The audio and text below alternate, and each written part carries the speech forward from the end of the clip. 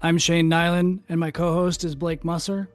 And these stories you're about to hear are from Weapons Company, 2nd Battalion, 4th Marines, 1st Marine Division, about the events surrounding and directly from the mouths of the people who were in Ramadi 2004.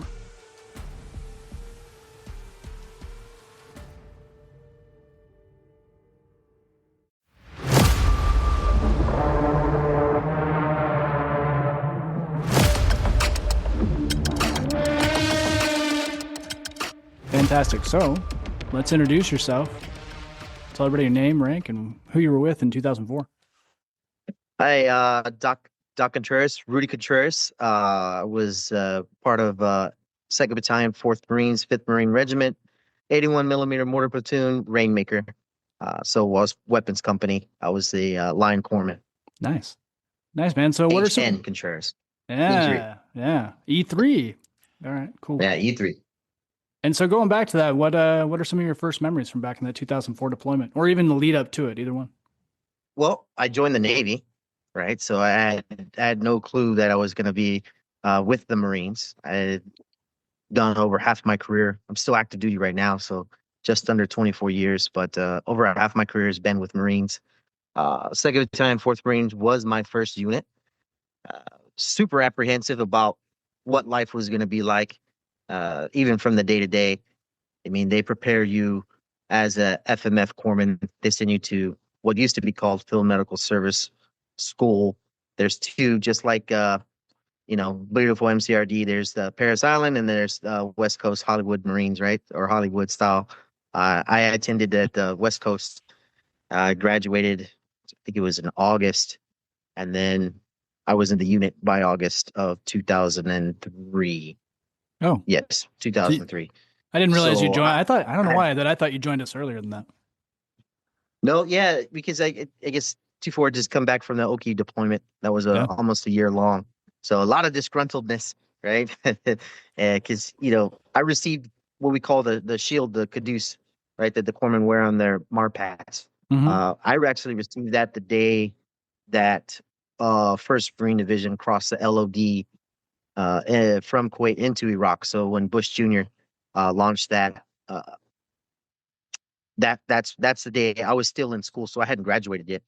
I wasn't even slated to go with the Oh, wow. Marines. It was indeterminate to where I was supposed to go.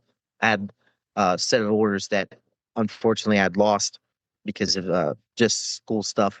I got set back in school at Field Med, and then I was in the air. But once that ground effect had launched, I was like, man, this is my shot. I want to go.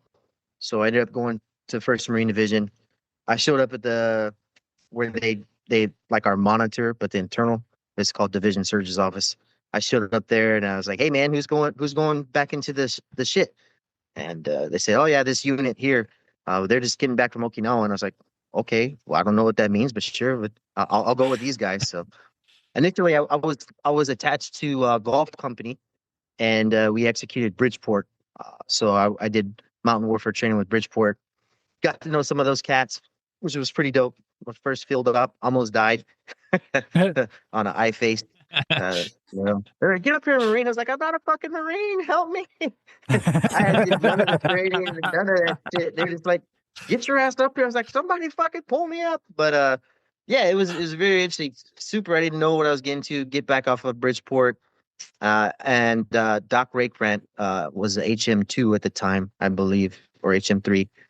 And we just clicked, man. And he's like, "Hey, man, you should go to Weapons Company. Those guys are that's where you want to be." I guess the motto was, "If you can't truck it, fuck it." Right. So not as much ground stuff. Uh-huh. So I was like, "Man, that sounds more up my speed right there." So I ended up getting shifted over to a Weapons Company, and then I believe we did a few other field exercises before then. Like we did the satellite training, or Mhm. that coin, the Yep. operations like that. So we did that at the abandoned Air Force Base. Yeah, the But again, counterinsurgency ops was at March Air Force Base. Yeah.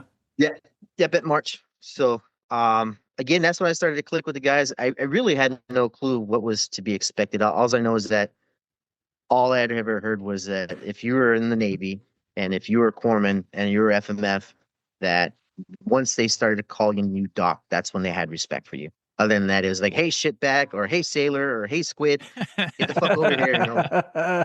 So, but That's I just hit awesome. it. Yeah, I just hit it running, man. You know, I think I gained a lot of admiration from the guys. I showed them I wasn't going to quit. You know, every field up exercise or every hump we went on, I was there. Uh, I felt I was always present.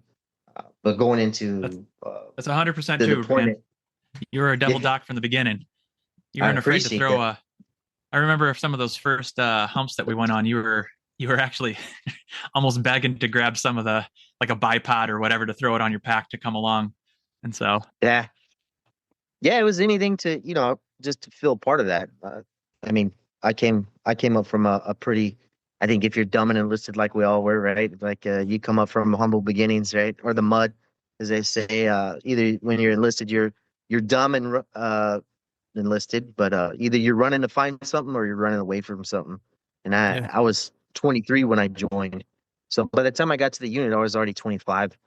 Uh, and yeah, I just felt that camaraderie what didn't have when I was growing up as a kid, and in my mid 20s by then. So it really shaped and developed me from thereafter. But yeah, being with the awesome. guys, I didn't know what to expect.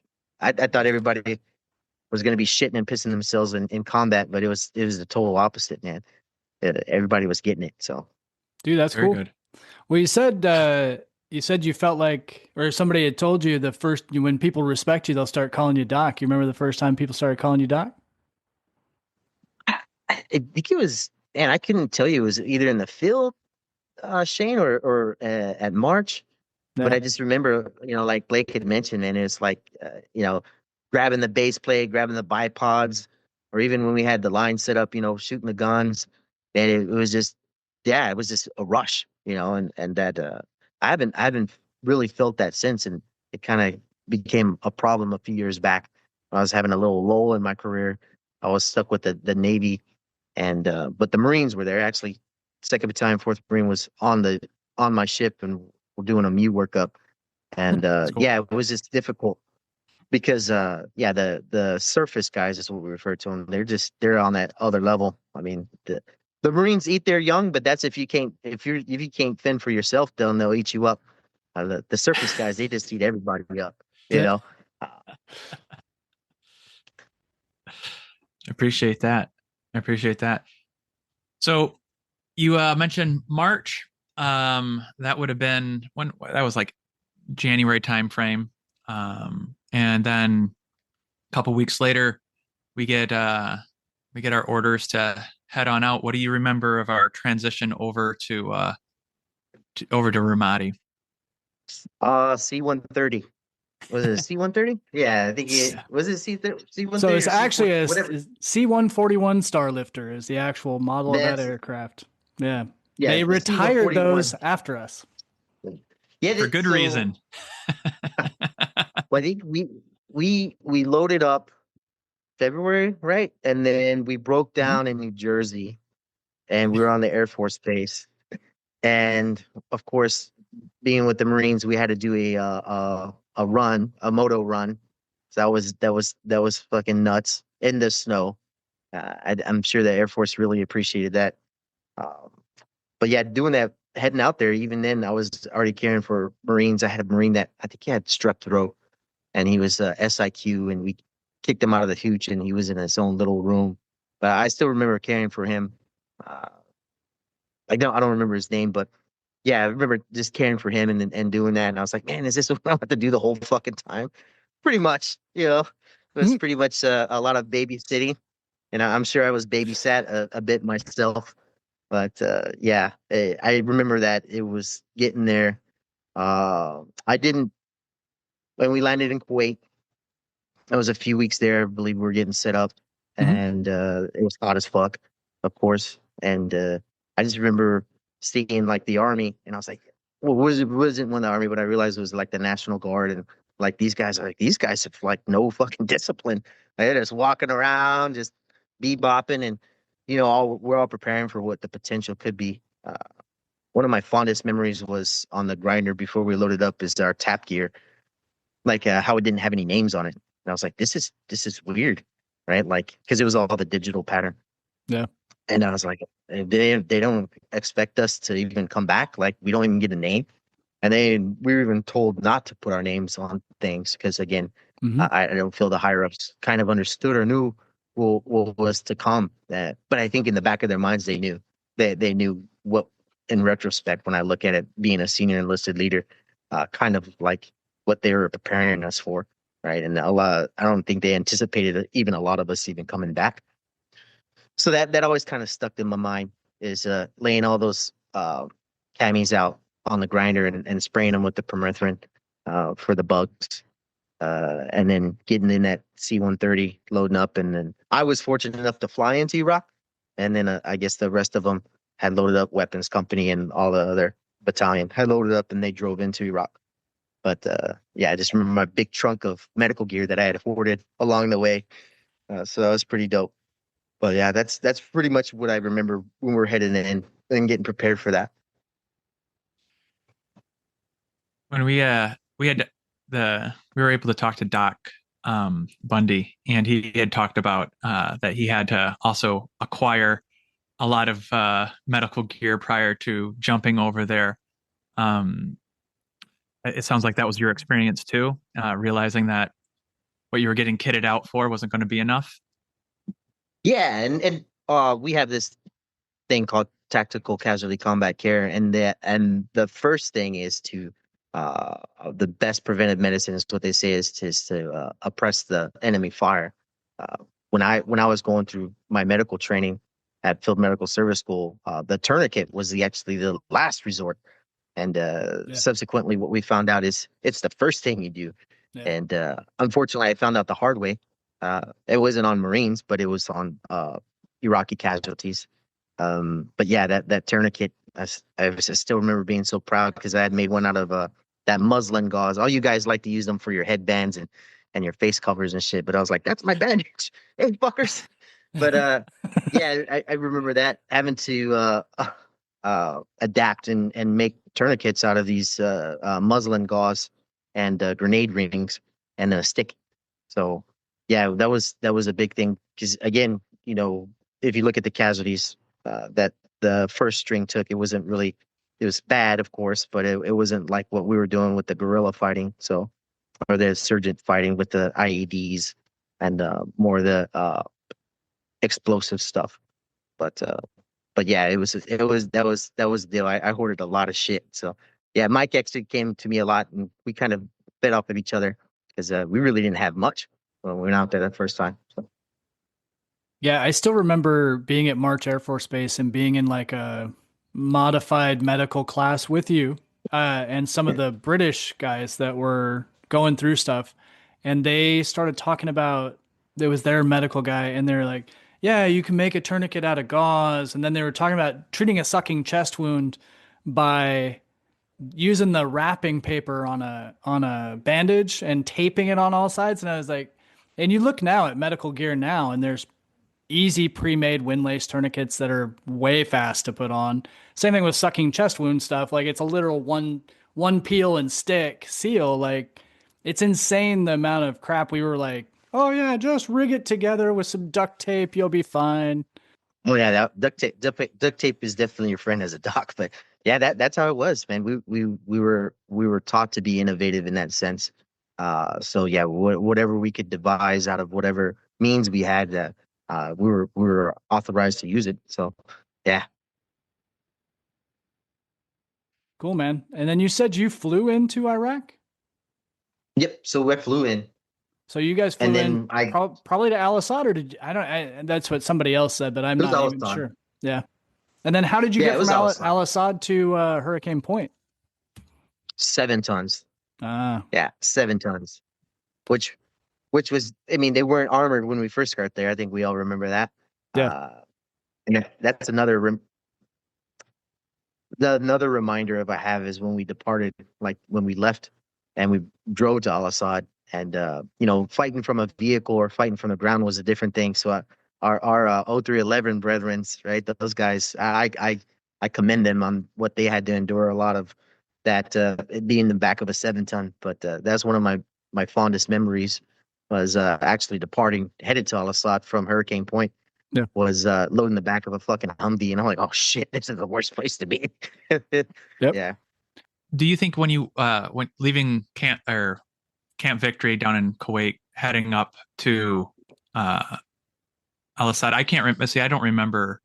Did that happen in sticks, or did you guys mostly come? Did everybody come up all at once? I don't remember everybody coming into Hurricane Point very well, of like whether it came in waves or if everybody came at once. Do you remember that, Doc?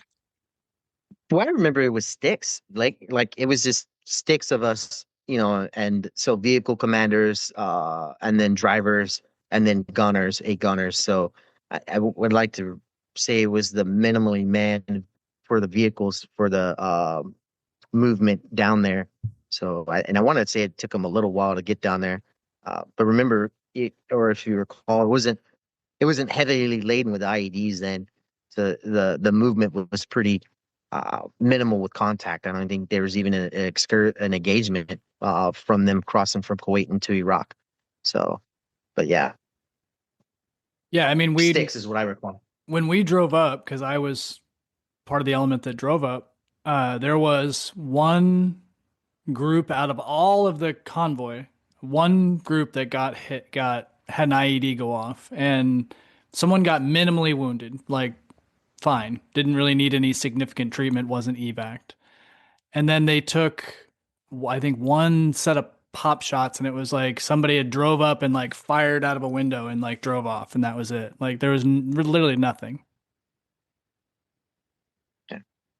So Yeah, and that kind of set the tone, right? Like being there and sitting there and waiting, because I think we were all kind of just waiting for that day. yeah, We knew something was happening. Like I think from what I recall is that they didn't even realize that we were Marines because of our MARPAT, the sure, digital pattern. I think they thought we were like Spaniards or some shit. But yeah, because the Hulas were already there, remember? So we were fighting on the Big Red One. They yeah, were there. And I just remember showing up to the camp and in typical good old Marine Corps fashion, like, we need area beautification. So we start, you know, sweeping dirt and fucking setting up rocks. And yeah, the camp that I remember we took up Hurricane Point was just kind of like blasted, right? So yeah, even our CMUs, or the concrete masonry units that we lived in, had the canvas ceilings or roofs on them. yeah, So I was like, man, what shithole is this? And yeah. this is how we're gonna fight. But Well, and that wasn't we even did it. where the National Guard unit that we had relieved was staying. They were staying in the palace, and we put our H&S company in the palace, and then we went in those sheds. So Yeah. yeah, so I mean that timeline was at least the driving part. I don't know when you guys flew up, probably around the same time, but we drove up March 6th. But we didn't wait around too long to find out that it was serious. McPherson was wounded, and he was the jaw, where he had his jaw blown The off. bicycle. Yeah. Well, I don't know if it was a bike. Was it a bicycle? I I think you're thinking of I Worth. was under the I thought McPherson I was don't a know. bicycle, and the bike went off, and it did rip off the lower half of his jaw. I truly don't know. We went out way after everything was damn near done, and just for support, but didn't do anything. Anyway, that was March 13th. So we were there 7 days before there was a significant wounding and a big IED. And then it wasn't long after that Worth was wounded. It was March 20th that Worth was wounded by the bike IED, and he lost his eye. And so it all became pretty real pretty fast. And then we lost that Asian kid too, right? RPG. Yeah, Fox Company or Golf Dang. Company. Yes, dang. Dang. Yeah. Yeah. Yeah, you guys, you were with Rainmaker, correct? Yep. Yeah, QRF. you guys were the QRF for that when Dang was killed by the RPG, and that was March 22nd. Yeah, and I didn't, out of being Rainmaker and having responded to just about every tick there was, right? I don't remember seeing Dang from afar. but is what I recall. Like I didn't even get to go up to the casualty at that point. Sure.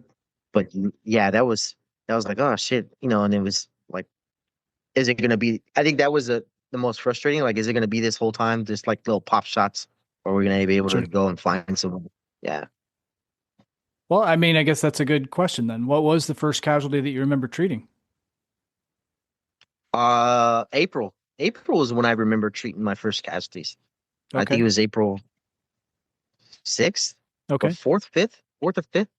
Yeah, Well, the just to give you an idea of the timeline, right? It was April 4th was when Morris was wounded by by the RPG, and then he ended up dying on yeah. the morning of the 5th. And then technically April 5th is when the Operation Vigilant Resolve, which didn't have anything to do with us, that was Fallujah, but that was when the Battle of Fallujah kicked off. And then the morning of the 6th was when technically the first Battle of Ramadi started. Yeah, so that one I do remember because we had a coordinated effort with Golf Company, or attempted coordinated effort. Golf had cordoned off a section of the city, and Mhm. they started taking heavy gunfire, Mhm. and there was reports coming in off the good old Prick 119 or whatever green Yeah. gear we had, and it was really spotty, right? Because of line of sight. So, well, we were getting fed back, and I just remember being QRF, uh, and I think I was in Trelvik, so we'd come up to a casualty, and I thought it was serious, but a kid had just rolled his ankle. I think it's the one that you see on the Joey or Hersher. Joe was on the front cover, and they like had the Marine walking inside the BAS, and he was just rolled ankle, Oh yeah. and I was kind of pissed about that. I was like, "This is it, man! Get the fuck up, let's go!" But yeah, I think that was the first casualty I had recognized or remember seeing, uh, being a Marine casualty. And after those days of fighting, there's a few more Marines I had seen, but my platoon had not sustained any severe casualties. We got sprayed, we got hit with RPK, ambush, but the Lance Corporal Savage, he was able to effectively take out that target. But Yeah. yeah, other than that, I didn't really have a lot of Marine casualties other than my one KIA, Mr. Savage. But that wasn't until May. Right. So, but yeah, up until that point, it was just sporadic guys, a couple through and throughs and heat casualties. But yeah, a lot more Iraqi casualties that I had treated. So, Well, you talked about an ambush. You want to tell that story? I I just remember because I was in the trail Vic, right? So I remember first Vic got lit up, and I just remember peeking over the top and seeing what I guess were tracers or remnants of rounds kind of bounce off his chicken plate, and then ended up taking out that target. And at that time, I was not armed with an M16. I had the beautiful old 9mm Beretta, and everybody else was shooting, and I was like, oh shit! I seen this one guy just running across like a rooftop, and I was like, over there, and I just started shooting. And like, "Doc, what are you fucking shooting at?" I was like, I could see that guy, and subsequently, a Vic comes rolling up, and it was this, I think it was a civilian Vic, and the Marines were effective enough to spray the vehicle and to disable it, but it just kept going. And I just remember the dude. He was a taxi driver. It had to have been a civilian. He just, I remember him just still holding on the wheel, just driving by, and I'm looking at his car just riddled with bullets, and he just kept on driving. I was like, oh shit, what the hell? But yeah, it was that was really odd. That that just stuck in my mind. Uh, just popping off with that guy that was on the rooftop. It looked like he was moving, but there's no way I hit that dude. He was like 100 yards out. But Well, and with yeah, I those still just wonderful remember. Berettas that are terribly inaccurate at 5 feet, so trying to hit anybody at any distance is almost impossible. Well, I had a nice little trajectory on it, so Yeah. maybe it spooked the guy. So Yeah, it's like not a artillery. mortar round. Yeah, Yeah, it's like artillery. Hey, that's good. yeah, it was. So I did sustain a number of TBIs right during that. I think my vehicle was hit almost 6 times. 6 or 8 times close. Yeah. Lieutenant Dobb, I don't know if I've seen you guys did the Dauber on the podcast, Yep. but Mhm. yeah, we had I think the Warlock, it was that thing, and it sat next to me. And there was one mission we came off and we got hit for like the 5th fucking time. And I remember just getting off in Hurricane Point, him going over to the side of the Vic because it sat next to me, and he just pulled that shit out and he fucking threw it on the ground. He was like, "Fuck it." I was like, "Okay." It's like, "Yeah, fuck this shit." Yeah, sir. But Dude, yeah, I forgot about those those shitty Warlock systems. The idea was supposed to be that they were radio jammers, but we had some hype. At least this was in our platoon when we got one. We had a hypothesis that it set off a few IEDs because there was a few times we drove up and they went off like correct. almost at the effective distance of the Warlock, and we were like, "What Yep. the fuck is going on? Why did it go off?"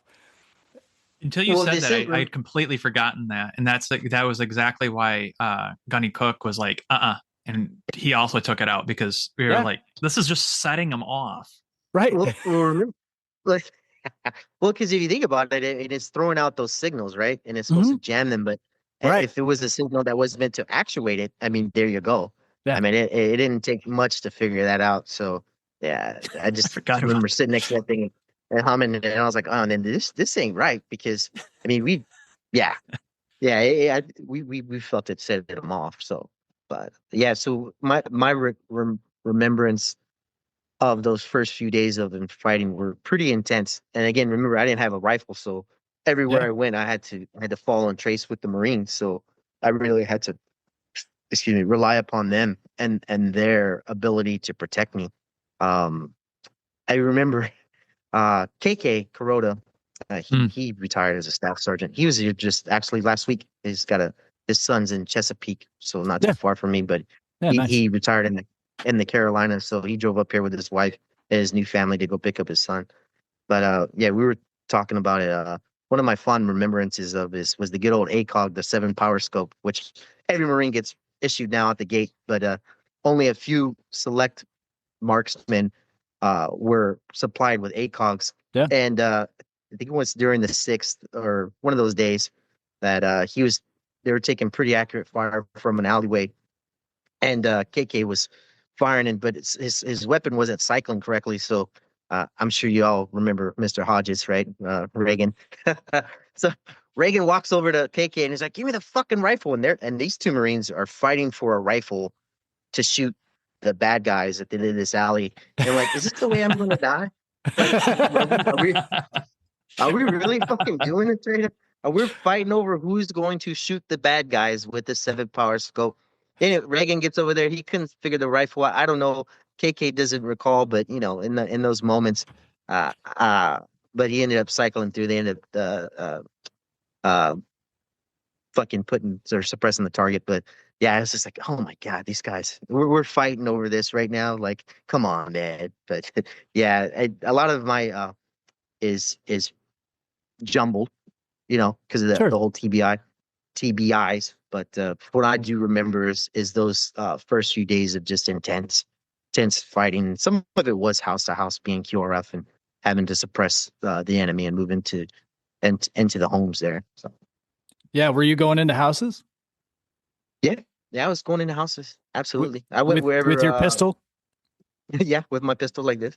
Nice. There was at one time when I still had my pistol where BC came out with good old Jim, right? So or Sergeant Major Booker. Yeah. And I'm standing there in a Vic, and we got hit, and we were taking sporadic fire, and it wasn't very accurate, right? But we were about to move into or engage where they were shooting at us from, and I just remember Jim or Sergeant Major walking by me and say, "Doc, yeah, you can put that pistol away. We got plenty of guns out here." I was like, "Oh, okay, Sergeant Major." I'm like, all right. I felt so fucking defeated, man. I felt so defeated that day. But I was issued a rifle. Gunnery Sergeant Cook, retired Master Gunnery Sergeant. Not Cook, believe my last. Merarkey. Merarkey had issued me my first rifle. Yep. My first M16A2, and initially the guys, Marines always like to fuck with their doc because they love us so much. we were trading out rifles for machine gunners because it was better for them to have a pistol versus a rifle, and we didn't have enough. So they came, and one of the Marines told me, "Hey Doc, Gunny Meraki wants to see you. Bring your pistol." I'm like, "What the fuck?" I thought I was in trouble because of me shooting at those guys. I had shot at a couple people, right? But in protection of my Marines, of course. And so I thought I was in trouble. I was like, "Oh fuck, I'm gonna get like charged for war crimes or some shit." And no, what it was, he was taking my pistol, and he's like, he looked up at me, he filled the cards out, and he's like, it had 6 magazines laid out, combat load, and then my 5.56 and my rifle, and he's like, "Take it, Doc." And I was like, "Yeah, me, take it." I was like, "Oh shit, are you gonna fucking take the rifle, Doc?" I was like, "Yes, Gunner Sergeant." And I fucking grabbed that shit and I fucking ran back to the hooch. And I was so proud that day. I was like, "Yeah, no, I'm one of the guys." Like I thought I could actually engage, and I did subsequently engage a number of targets with that beautiful rifle of mine. So, but yeah, that was one of my fonder memories of being there. Was that was like, oh shit, there I'm really getting treated like one of the guys, and then all the other guys got rifles too. I'm like, what the fuck? But yeah, that was the day. Well, it was a big command shift in that we were not going to get combat replacements as fast as we were taking casualties. And there was lots of discussion like, do we merge platoons? Do we then like make, run with less platoons and then we would just run them ragged? And then it was like, well, we got to put more guns on the field. And it's like, well, the docs are getting fucking blown up and shot just the same way. I don't know why we're not, and I don't know whose idea it was, but I do remember when they made the idea. It was probably Merarky's idea, realistically. And we're like, nope, we're just going to put them in the stack. Give them a rifle. But I think a lot of that was your fault, Shane. I mean, being an NCO and Blake, I think, and when I say your fault, it's a good thing, Yeah. right? I mean, you guys recognize that. And that's one of the more appreciable things. And I feel that it has stayed with Marine Corps doctrine. Now, mind you, I haven't been with the Marines infantry since 2016. But and even then, I was a senior enlisted. I was staff NCO by then, so I wasn't doing the ground grunt stuff. But that stayed was that, if you want to know battlefield and exercise battlefield prowess, you're getting that from your young NCO. So I feel that you guys help shape that, like, fighting for us and saying, "Hey man, these guys are in the fucking stack," and I went on every mission. I even started taking over missions for, so I was Rainmaker, and then our other mortar platoon, the name eludes me. Yeah, Sledgehammer, their doc, he was OIF 1 vet, right? So he's one of the guys that came from 3.5. We actually had a few of them. Brian Hinkle, he tapped and he wasn't going on mission, or he wasn't standing guard because he had that 1,000-yard stare going on. So I had to take up a lot of his missions as well. But being a part of all that, and seeing all those missions and getting on all those ticks, yeah, I mean, I fought just with the rest of them. So I appreciate you bringing up Doc Hinkle. Something I was going to ask you that I hadn't ever really fully appreciated until we started having these other conversations is that a lot of the other platoons had 2 docs. And because we got split as 81's platoon into 2, we then ran only 1 doc. And so talk about that, because that would have put a lot more pressure on you. Obviously, you can't be in 2 places at once. Well, and it sounds like he had to be in 2 places at once. Now he's covering 2 platoons. Yeah. It was tough. I actually did had I wasn't very happy with Doc Hinkle at the time, right? But in retrospect, we've since made amends, and I went to his wedding and all these other great things. He's been remarried, and yeah. But I was upset with him because I'm like, man, this is bullshit. Why am I having to cover down on this guy's, for the Marines? But at the end of the day, we're all, one team, one fight is what I really believed in. So it was very difficult. I even took his watch. I was standing watch on the bridge, on the bridges, on the Tigris and Euphrates, and those 2 watches that we would stand there at HP. But I was pretty upset with his ass for a hot minute, I had a lot of animosity towards him. But then again, I just found it in myself that like he didn't do it. He had things on his mind. Uh, you know, um, so yeah, because he had kids at home, and I had kids at home. I had actually just gotten married in September 11th, 2003. So before we left, I was newly married. I was just dad. So my kids were at home. And that was tough. It was really tough for me to make it through it because again, I was like, why the fuck is this guy not able to pick up his slack? But then I thought it because I was a little older, 25, being a little more emotionally intelligent, I guess you could say, and mature. But I don't regret any fucking minute of it. I loved being out there with the guys. I think even after when we were retrograding and we were moved over to the Big Red One, and they had us in that position to fly out or to move out to Al Assad, they were still getting 2-5 was still getting pretty fucking tore up during the rip process. And I even tried to sneak into a vehicle to leave the base, and they kicked me out of the Vic. Like, get the fuck out of here, Doc! You don't need to be here. And I was like, yes, I do. But yeah, it was tough. But again, it builds grit and resilience. I don't regret any moment of that being there for him. And I think he acknowledged it and we didn't, and dudes, right? And not so many words. We just looked at each other and said, hey, man. And I let him know I was upset with him, but it's over. So, but yeah, That's good. I Now, appreciate you sharing that because I had forgotten.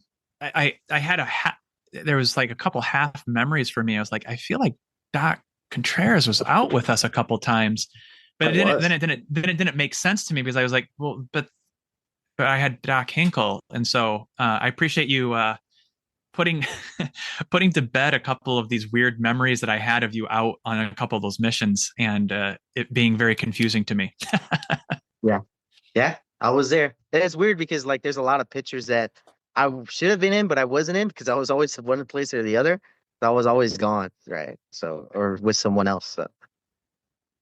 So I'm curious, how long did that last that you were covering both platoons? Do you I remember? want to say it was the last 2 months or so. Yeah. That's a long So time. Okay. yeah, And you may be able to speak to this more again as medical personnel.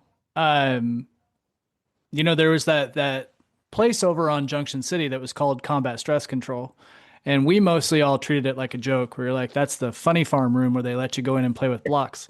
Now, I don't actually know whatever happened in there, but we used to talk about like, if somebody was having issues, there was a handful of guys who had significant what in World War II you would have called shell shock.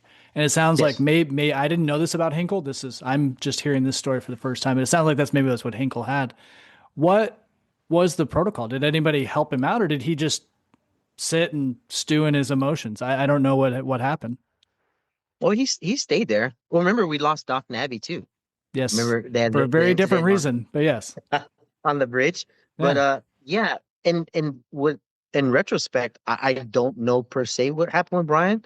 I just recall him just being moved, and then I want to see Blake. I don't remember if he stayed with you guys in the hooch or not after that, but maybe he moved to H&S, and then he stayed with H&S for the remainder of the tour. But yeah, now what I look at now is yeah, we we look at that and like, oh yeah, the funny farm, right? But we were still in the early days of understanding what we had forgotten Well, from Vietnam and World War II. yeah, You no, know, absolutely. Yeah, it was us joking and being assholes, but realistically, like some of these dudes could have used a little bit of treatment and probably could have got right back on the battlefield had they had just somebody to talk to for a minute and process things. And our standard was go talk to the chaplain, which don't get me wrong, for a lot of Marines and a lot of sailors, I imagine talking to the chaplain is very comforting, but for some people, it's not going to help. And they probably need to speak to a mental health professional or at yeah. least somebody who understands. So that's weird. I thought I didn't know where I didn't even know he got separated, but that's I, I'll be honest. I don't remember. I don't. Now that you're saying it, now there's this like a shadow of a memory of all of this. But I mean, to your point of it being towards the end of the deployment, at that point, the tempo was so intense that I was not really paying attention to the mass. Like if it didn't affect me directly, um, not that not having a doc wouldn't affect me, but if you were covering doc, I would have I'd have been like, great, let's roll. And so I don't remember what exactly happened there. So Yeah, I'd like to see. I mean, he rebounded, right? I mean, he was able to finish out his Navy career. I think a lot of that, from the first one and then the second one, I don't think he ever fully recovered. There's actually a few of us that are still in. I think Jason Cahill, he's still active duty senior chief now. He was I want to say Fox Company or Golf Company, and then you guys talked to Doc Bundy. He ended up, I want to say, retiring as a chief. So, but yeah, a lot of us, we're able to, I guess, find that help and those things. But I think subsequently, Doc just after that, after Ramadi was pretty much for him, right? He didn't deploy again, and they ended up just getting out of the service. yeah, how everybody processes everything is just endlessly. We've been finding this with the podcast too. Is just listening to everybody dealt with it very differently in the moment, and then we've all dealt with it very differently subsequently too. And unfortunately for us, it was in the early part of all of it. No one had any real appreciation of what was going on, how to deal with it. There wasn't much space for it. And fortunately, things have progressed enough that I think it's a little bit better. I don't know. Obviously, I'm not in the military now, but I think there's a little bit more space for it. But I know, at least maybe with age, giving more, giving space for everyone of being like, that wasn't some intense shit. And how have you dealt with it is a really important part of the conversation to make sure you're the best version of yourself. Yeah, I think one of the stronger points would be the reintegration, right? Is you don't pull them from that, right? I think one of the old things we would say is 3 hots and a cot, right? You get 3 days of rest and then reintegrate with your Marines or your unit, right? And we found that's to be the best responses come from that. And then there's just some that just have that break. I think they recall there was a sergeant that actually planned to frag the HQ. I don't know if you remember that guy. He was the African American or black dude.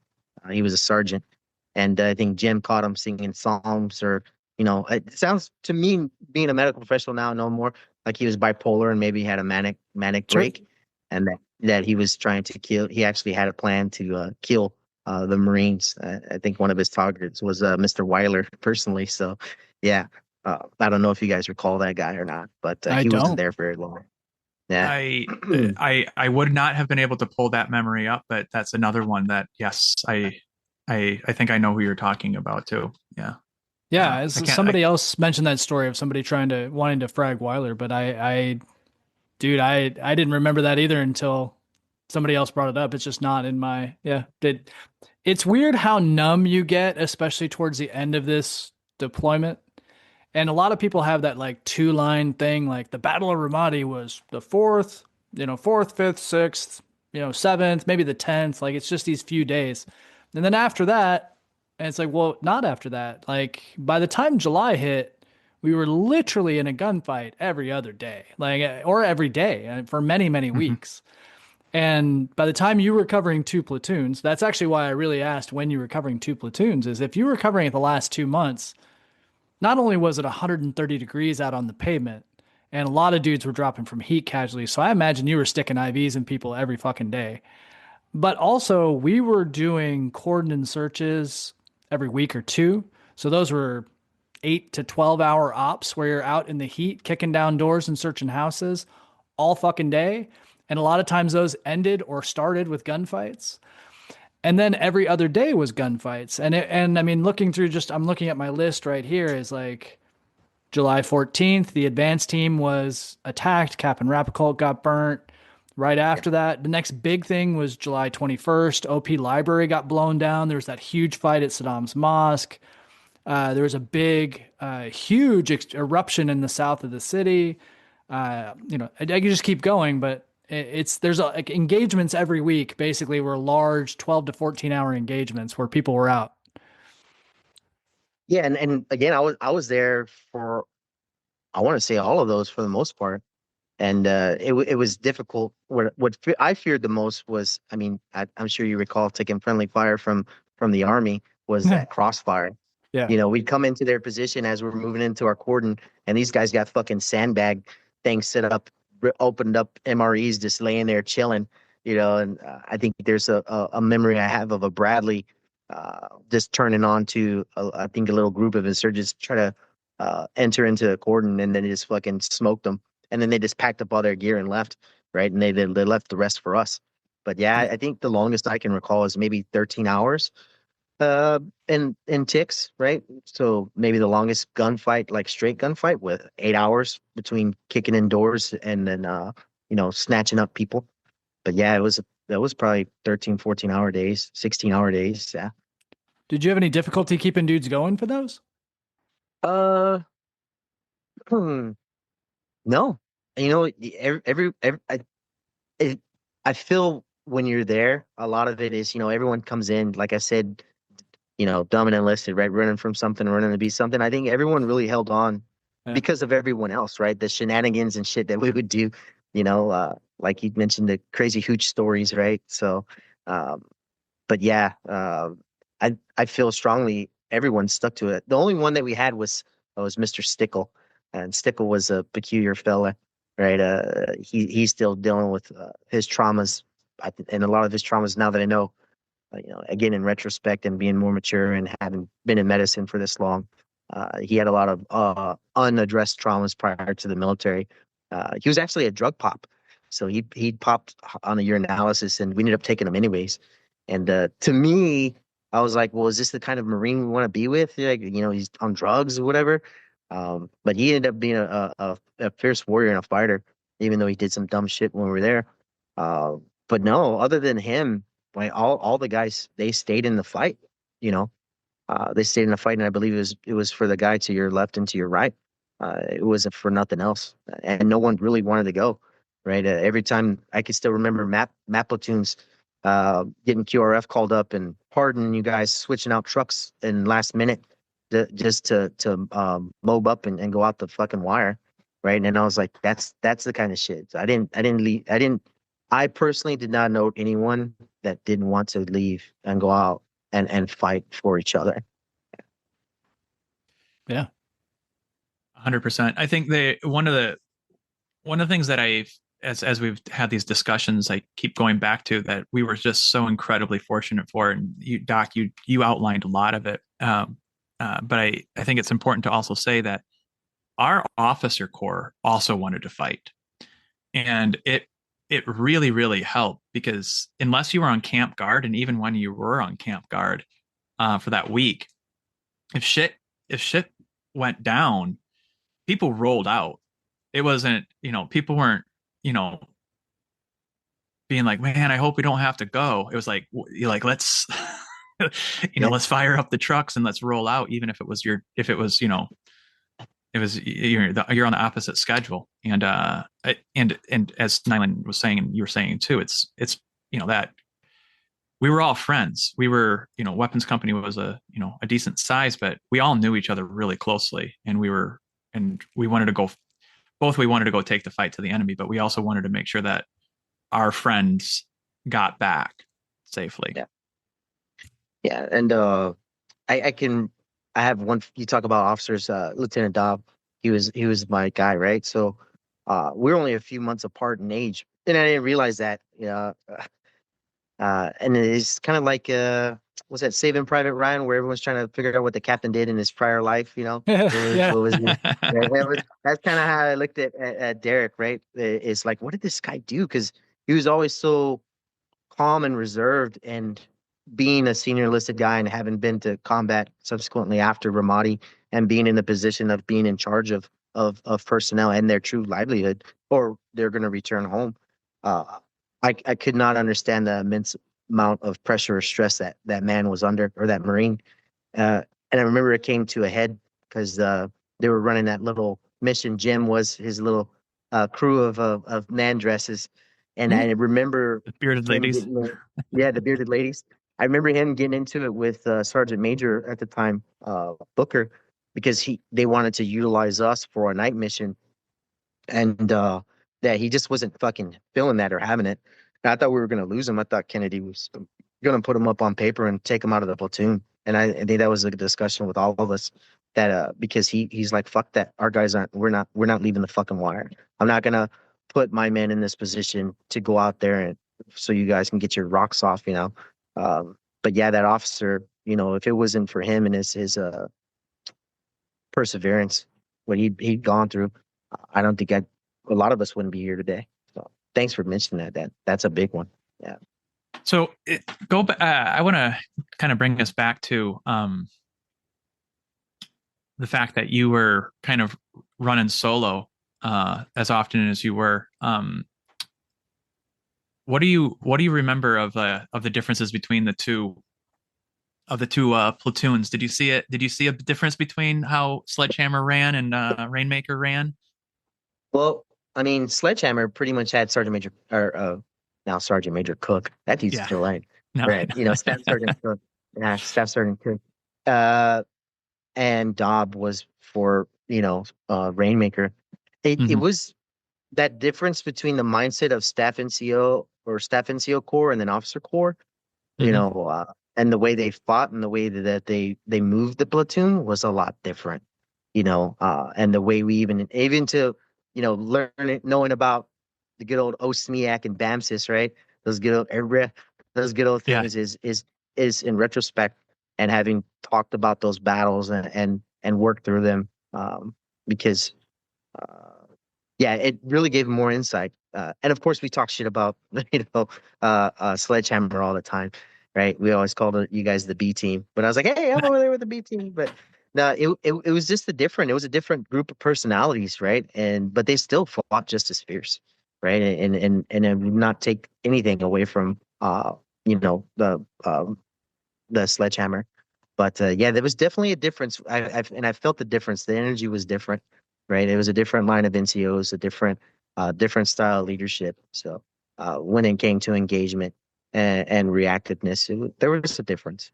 But again, I wouldn't choose one over the other. So no, I was even at the time I was hyper aware of how much we were asking of a couple of our staff NCOs being put in a commander role. I mean, I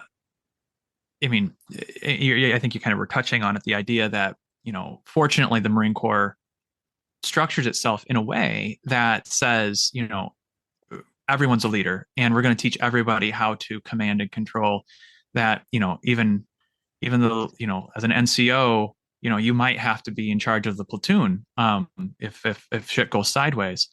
And so it makes sense that they were able to say, hey, I need you to run these platoon guys. But I still knew that was a huge ask. And it would be interesting to be able to talk to some of the guys eventually about what that meant and the stressors that were of being a commander in combat when you were a staff NCO. So yeah, and like I had alluded to before, that I don't think you guys give yourself enough credit as that NCO, that first line battle engagement, right? I mean, that really shaped the fight, is the calls, and then the staff NCO and officer having the trust in their NCO, because my two guys were Sergeant Garcia and then Sergeant Layton, right? And then you, of course, Blake, where you were at. Sorry, Shane, I had a little work with you guys, but That's all right. I could not imagine that immense amount of pressure, because Doc just did whatever the fuck Doc want, right? Like Doc, I was pretty much I lived vicariously through you guys, and I just responded to where I was told to go, essentially. So, but yeah, in retrospect, looking back and then been through these enlisted academies and these NCO courses and hearing them talk about battle and then frontline leadership, that heart of the Corps is that junior NCO. But that's kind of helped model my ability to have stayed this long. They call it abrasive in the Navy. I call it fucking real world shit. But yeah, it's funny. Yeah, it's awesome. If you like what you've heard, this is a multi-part episode. Make sure you listen to the rest of the story.